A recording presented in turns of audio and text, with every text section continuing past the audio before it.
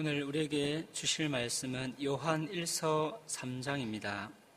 요한 1서 3장 4절부터 10절까지 말씀입니다. 신약성경 390쪽쯤입니다.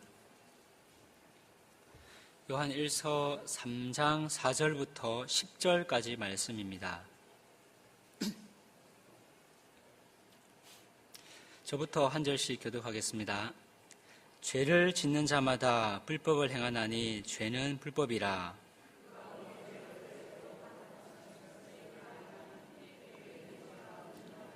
그 안에 거하는 자마다 범죄하지 아니하나니 범죄하는 자마다 그를 보지도 못하였고 그를 알지도 못하였느니라.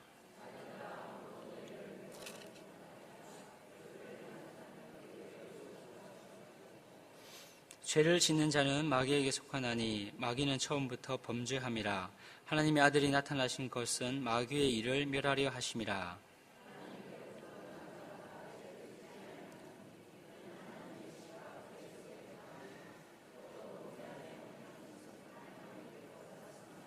함께 읽겠습니다. 이러므로 하나님의 자녀들과 마귀의 자녀들이 드러나나니 무릇 의를 행하지 아니하는 자나 또는 그 형제를 사랑하지 아니하는 자는 하나님께 속하지 아니하니라. 아멘. 여러분, 우리가 자주 사용하는 그 단어인 그 죄가 무엇입니까?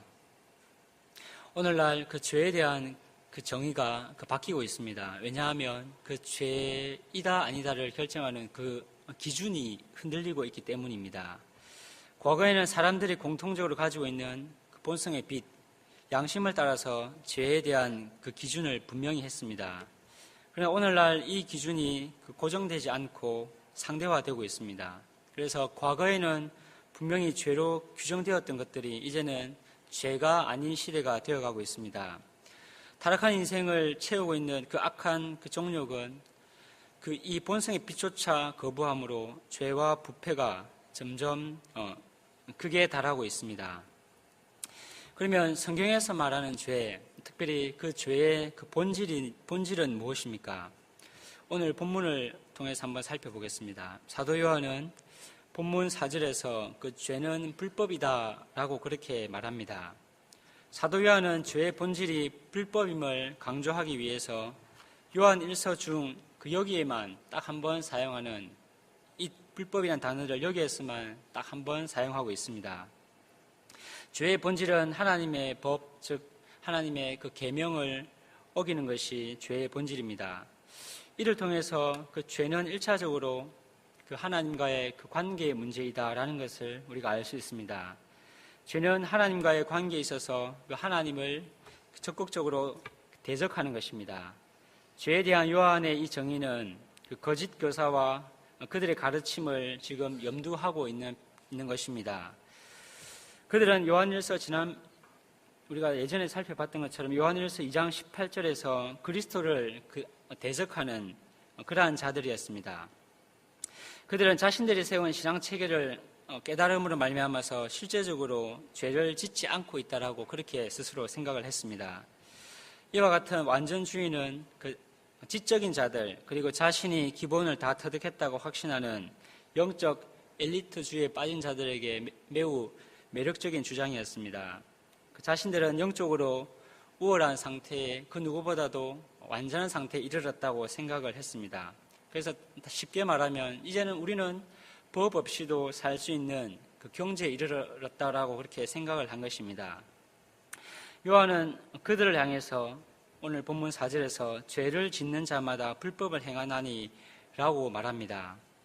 죄를 짓는 자마다 다음에 그 표현 다음에 또한이라는 표현을 첨가하면 이 의미가 더욱더 분명해집니다. 죄를 짓는 자마다 또한 불법을 행하나니 라고 말하는 것입니다. 여기서 죄를 짓는다라는 것은 계속해서 죄를 짓는다라는 의미입니다. 그래서 계속해서 죄를 짓는 그들은 또한 계명을 어김으로 불법을 행하는 자들입니다. 요한은 계속해서 계명을 어김으로 죄를 짓고 있으면서도 스스로 죄 없다라고 하는 그들을 향해서 너희가 죄를 짓는 자들이다 라고 말하는 것입니다.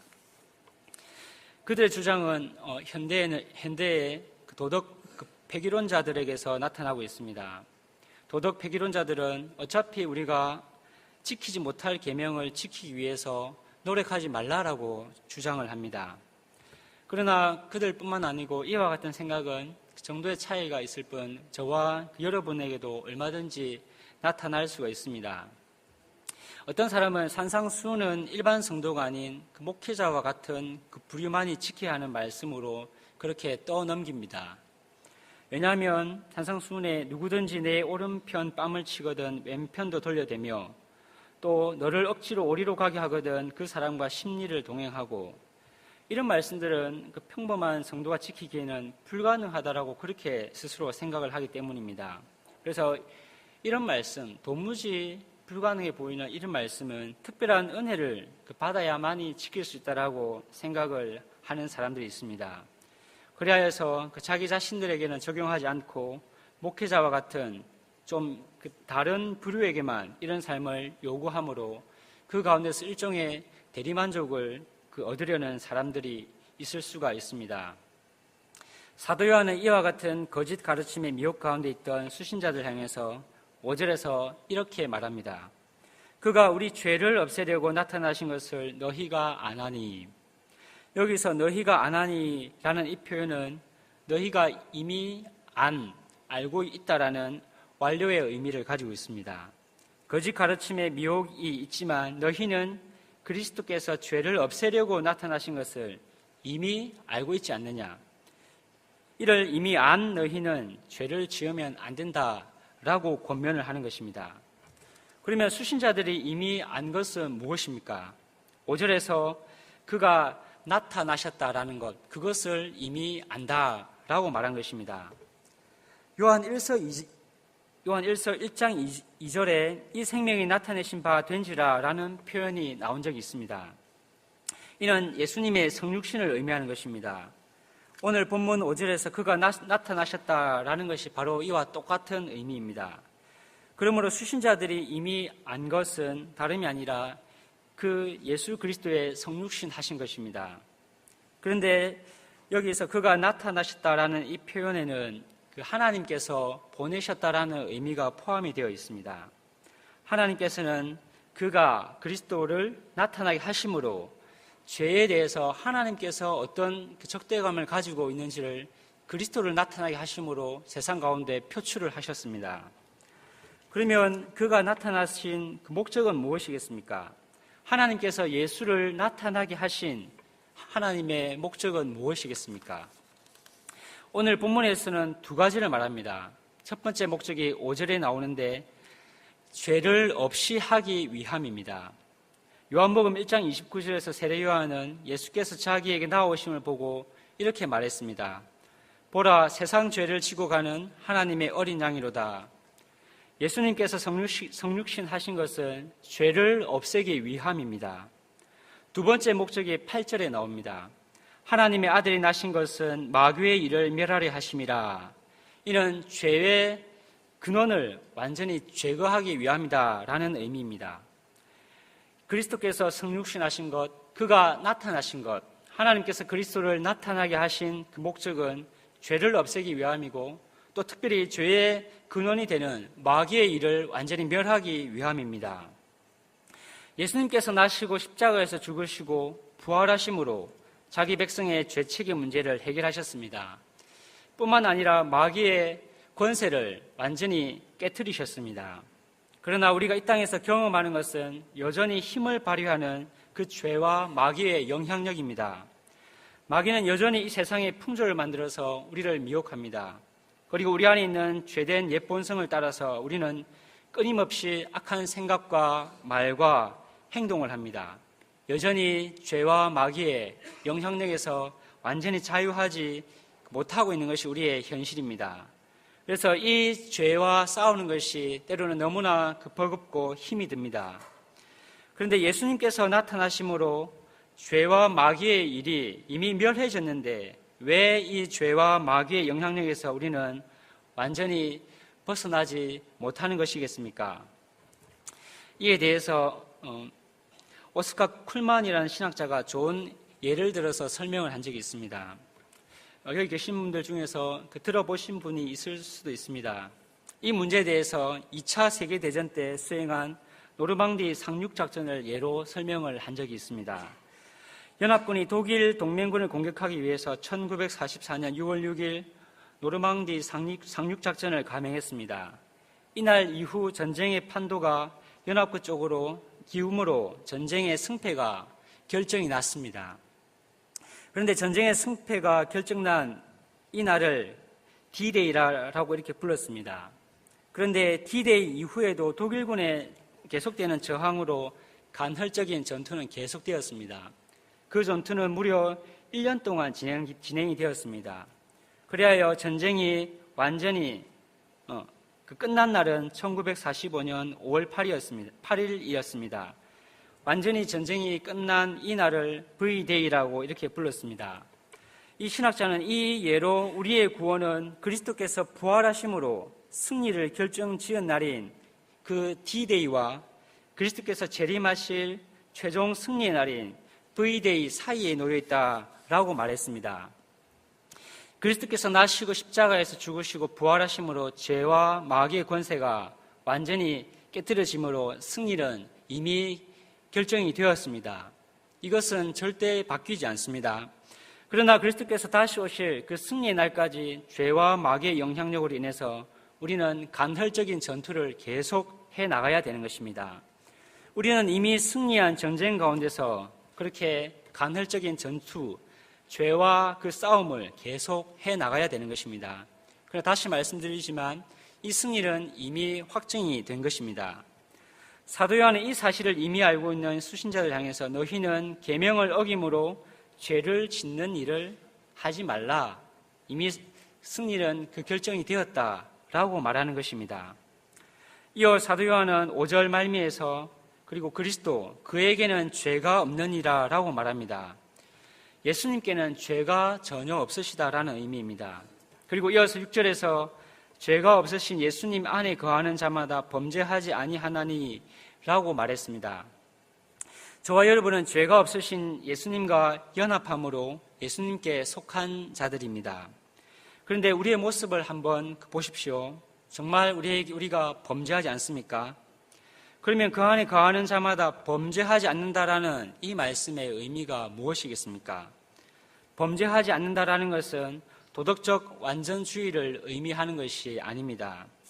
수신자들 미혹한 거짓 교사들은 자신들은 새로운 가르침을 깨달음으로 이제는 죄를 짓지 않는다라고 주장을 했습니다. 그래서 자기들이 하는 모든 행동들에 대해서 정당성을 스스로 그렇게 부여를 한 것입니다. 이제는 계명을 지킬 필요도 없다라고 법 없이도 살 수 있다라고 그렇게 거짓 교사들이 주장을 했습니다. 그러나 여기 범죄하지 아니하나니라는 이 말은 그런 의미에서 죄를 짓지 않는다라는 의미가 아닙니다. 이는 현재 진행의 의미를 가지는데 다시 말하면 계속해서 쭉 죄와 함께 동행하면서 죄를 짓지 않는다라는 의미입니다. 이는 죄 없다 하면서 계명을 지키려 하지 말라 하므로 오히려 계속 쭉 죄를 지은 그 거짓 교사들과 같지 않은 자들이다라고 말하는 것입니다. 그들처럼 죄와 쭉 계속 함께하면서 계속해서 죄를 짓지 않는다라는 말이 범죄하지 아니하나니라는 말의 진정한 의미입니다. 예수님께 속한 저와 여러분도 죄를 짓습니다. 그리고 같은 죄를 때로는 반복하기도 합니다. 그러나 저 거짓 교사들처럼 그 죄와 쭉 계속 늘 함께 하진 않습니다. 우리는 죄를 짓지만 똑같은 죄를 반복하기도 하지만 그러나 우리는 죄에서 돌이키려고 합니다. 실패하지만 또 돌이키기 위해서 발버둥을 칩니다. 그 죄를 이제는 미워하게 되었습니다. 죄의 종이었을 때는 죄에 대해서 대항할 힘조차 생각조차 하지 못했지만 이제는 그 죄와 싸울 수 있는 힘이 생겼고 피 흘리기까지 처절한 싸움을 이제 할 수 있게 된 것입니다. 그리고 결정적으로 죄와 쭉 함께하면서 우리는 그러면서도 죄 없다라고 하지 않습니다. 성도는 오히려 죄를 자백하는 자들입니다. 이와 같은 의미에서 범죄하지 않는 사람은 그러면 어떤 사람들이겠습니까? 6절에서 사도 요한은 그 안에 거하는 자라고 말합니다. 예수님 안에 거하는 것을 의미합니다. 그리고 저 뒤에 9절에서는 하나님께로부터 난 자다라고 이렇게 말합니다. 그 안에 거하는 자, 하나님께로부터 난 자는 앞서 말씀드린 그런 차원에서 범죄하지 않습니다. 반면 이 두 구절 가운데 기록된 8절에서는 죄를 짓는 자는 오히려 마귀에게 속한 자다라고 말합니다. 다윗은 시편 51편에서 자신이 죄악 중에 출생하였으며 어머니가 죄 중에서 나를 잉태하였나이다 라고 말했습니다. 그리고 에베소서 2장 3절에서 바울은 우리도 다른 이들과 같이 본질상 진노의 자녀이었더니 라고 말했습니다. 이 편지를 받은 수신자들이나 저와 여러분도 마찬가지입니다. 저와 여러분도 본질상 진노의 자녀였습니다. 이런 우리를 마귀에게 속한 자가 아닌 하나님께로부터 난 자다라고 말합니다. 그런데 어떻게 이것이 가능하겠습니까? 이는 6절에 기록된 것처럼 그 예수님 안에 거함으로 가능하게 되었습니다. 하나님께로부터 나신 죄가 없으신, 죄가 전혀 없으신 그와 함께 거함으로, 그와 그의 안에 거함으로 우리 또한 본질상 진노의 자녀였음에도 불구하고 하나님으로부터 난 자라라고 이렇게 불리는 것입니다. 사도 요한은 9절에서 하나님께로부터 난 자마다 거짓 교사들과 다르게 계속해서 죄를 짓지 않는다라고 합니다. 그 이유에 대해서 그의 안에 하나님의 씨가 머물기 때문이다라고 합니다. 그리고 그가 계속해서 범죄하지 못하는데 그 이유가 그가 하나님으로부터 났기 때문이다라고 반복해서 말합니다. 이를 다시 말하면 하나님께로부터 난 자는 계속해서 죄를 짓지 않는다라는 말입니다. 왜냐하면 그의 안에는 하나님의 씨가 그의 안에 머물고 있기 때문입니다.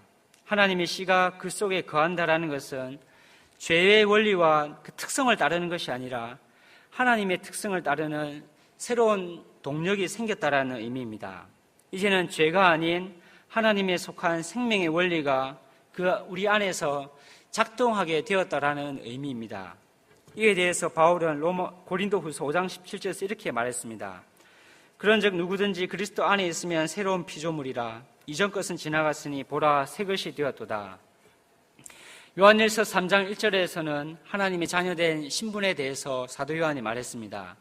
그런데 오늘 본문 10절에서는 단지 신분이 아닙니다. 하나님의 그 씨, 하나님의 생명의 그 원리가 심겨져 작동하는 자, 곧 하나님께로부터 난 하나님의 자녀이다 라고 말하는 것입니다. 이제는 죄의 특성과 원리가 우리 안에서 우리의 삶을 이끌고 작동하는 것이 아니고 그 하나님의 생명의 원리, 그 하나님의 그 원리가 우리 안에서 이제 작동을 시작하게 된 것입니다. 그래서 우리는 하나님의 자녀이다라고 이렇게 말하는 것입니다. 저와 여러분이 죄를 미워하여 계속해서 죄를 짓지 않는 것은 하나님의 씨가 머무는 하나님의 자녀이기 때문입니다. 이제는 더 이상 죄의 그 원리와 특성이 우리를 완전히 장악하여 지배하지 않습니다. 우리 안에서 새롭게 작동하는 하나님의 씨, 그 생명의 원리가 동력으로 우리 안에서 작동을 하기 시작했습니다. 그런데 우리는 여전히 하나님과 다른 곳에 심지어 반대편에 속한 자들처럼 하나님에 대해서 반응할 때가 많이 있습니다.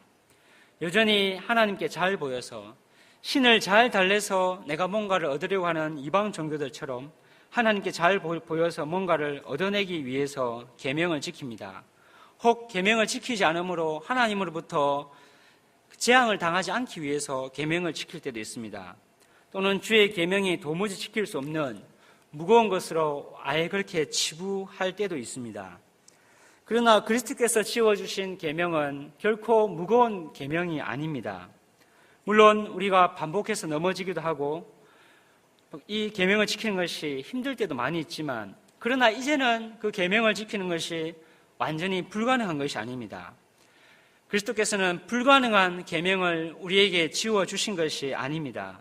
왜냐하면 저와 여러분은 하나님의 그 씨가 머물러 있는 새로운 생명의 원리가 우리 안에서 작동하기 시작한 그 하나님의 자녀들이기 때문입니다. 하나님과 다른 편에 서 있는 자들이 아니라 이제는 하나님과 같은 편에 서서 하나님으로부터 나서 하나님께 속하여서 하나님과 같은 방향과 목적을 향해 있는 자들이기 때문입니다. 아니, 하나님께로부터 우리는 나은 자들이고 하나님께 속한 자들이기 때문입니다. 그리하여서 우리 안에서 죄의 원리가 아닌 하나님의 그 생명의 원리가 우리를 작동하고 있고 그 원리의 지배를 받고 있기 때문입니다. 우리가 주의 계명을 지키기 위해서 이 계명이 가볍지 않은 것으로 우리에게 다가오기 위해서는 우리 안에서 작동하는 이 동력을 우리는 인지하고 사용을 해야 합니다. 이것을 인지하고 사용하지 못한다면 이 주의 계명을 순종하는 것이 쉽지 않을 것입니다. 우리가 누구인지, 어떤 존재가 되었는지, 새로운 피조물이 된 것이 무엇인지를 우리가 기억하므로 이제는 주께서 지워주신 그 계명을 무겁게 여기지 아니하고 산상수훈과 같은 그 말씀을 나와 상관없는 말씀으로 생각하는 것이 아니라 오히려 적극적으로 그 말씀에, 그 계명에 순종하고 이제는 조금씩 그 계명들을 지킬 수 있는 새로운 원리의 지배를 받는 하나님의 참 자녀의 모습으로 이 땅 가운데서 우리가 살아가는 것이 가능하게 되었습니다. 이제 말씀을 맺겠습니다. 다른 사람으로 하여금 내 앞에 무릎을 꿇게 하는 것이 우리에게 그 복이겠습니까? 아니면 나의 죄를 먼저 인정을 하고 내가 먼저 그에게 용서를 구하는 것이 우리에게 있어서 그 복이겠습니까? 죄의 특성과 원리의 지배를 받는 사람에게는 그 전자가 복일 것입니다. 그러나 하나님의 그 씨가 심겨져서 하나님의 자녀가 되어 그 생명의 원리가 작동하는 사람에게는 후자가 복일 것입니다. 왜냐하면 죄의 원리 안에서는 그 후자가 전혀 불가능하기 때문입니다. 하나님의 씨, 하나님의 자녀만이 할 수 있는 새로운 동력과 힘을 가진 자만이 할 수 있는 일이기 때문입니다. 우리 안에는 계명에 순종하도록 하는 새로운 동력이 생겼습니다. 하나님의 씨가 우리 안에 심겨졌습니다. 그래야 우리는 신분적일 뿐만 아니고 하나님께로부터 난자로 불리는 그러한 하나님의 자녀가 되었습니다. 실패는 있어도 불가능은 없습니다. 시간이 걸리겠지만 그 계명은 이제는 더 이상 우리에게 무겁지 않습니다.